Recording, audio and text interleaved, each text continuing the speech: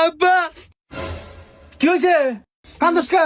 বল্টু হাতে খেলা নিয়ে গেছি, বল্টু আমার পায়ে কামড় দিছে। কি দেখি?